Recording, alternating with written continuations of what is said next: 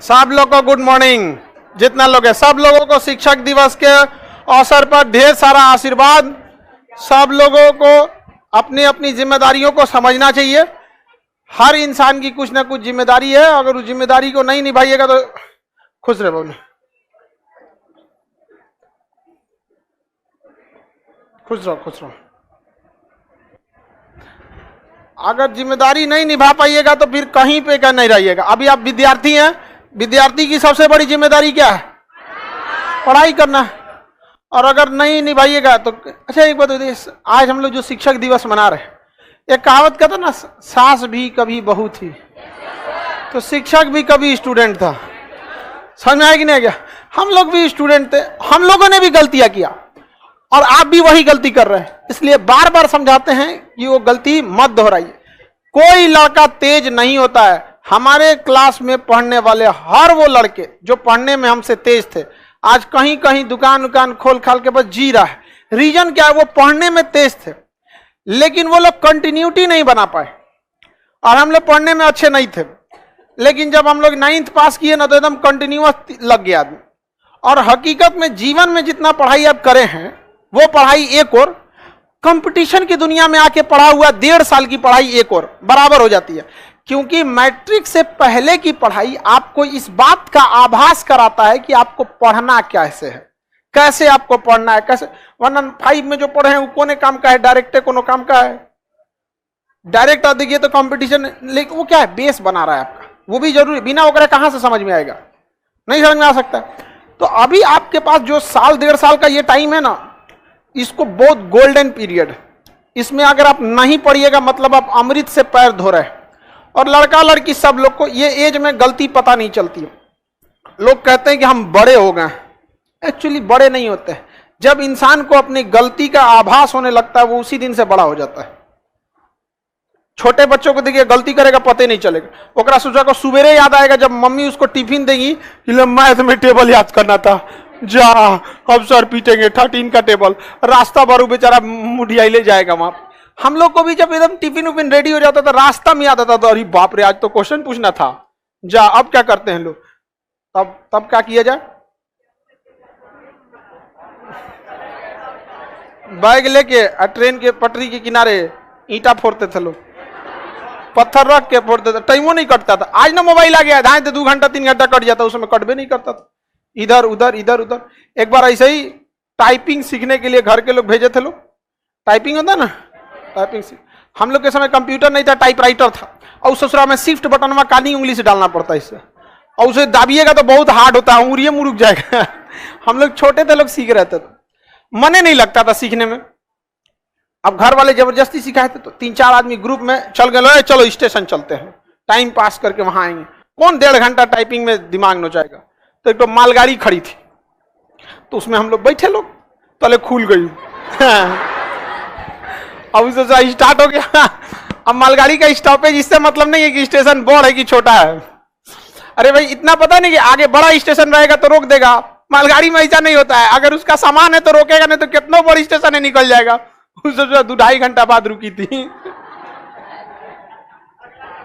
अगला काज ने कहा रोका था उसको, अब वो रोकबो किया तो ऐसा मरियल स्टेशन पे काज ने, कौन स्टेशन पे ना टेलीफोन मिल रहा था ना कुछ यहाँ पे। अगले दिन जब आए, मतलब क्या 7-8 घंटा लग गया आने में।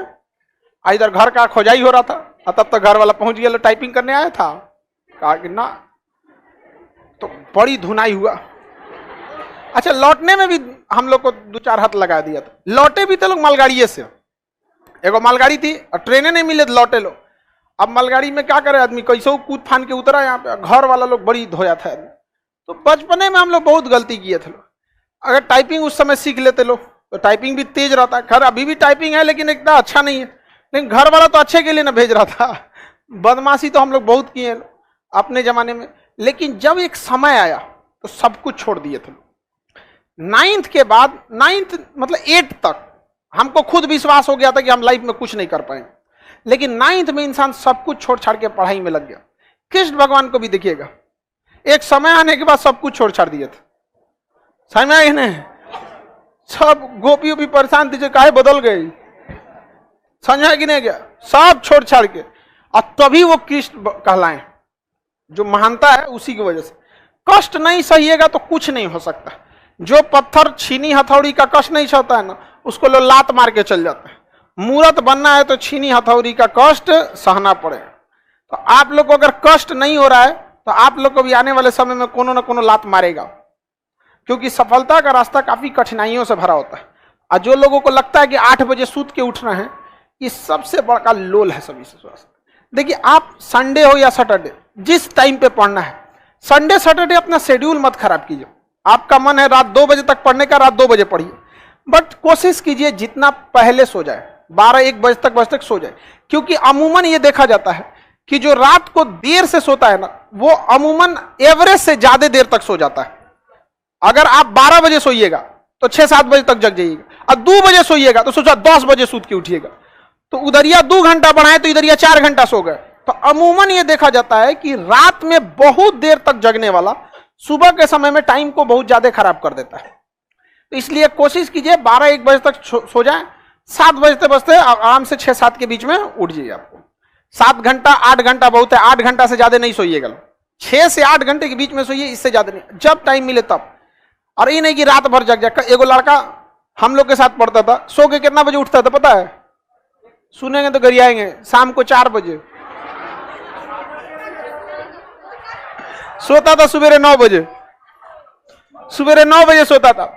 वो दुनिया के बारे में बहुत कम जानता था, क्योंकि जब वो सोता था तो दुनिया जगती थी, और जब सो के उठ के फ्रेश हो जाता था दुनिया सोने की तैयारी में लग जाती थी। अजब बैल था सोचे अपने। तो ऐसा भी उल्टपटांग नहीं कीजिएगा।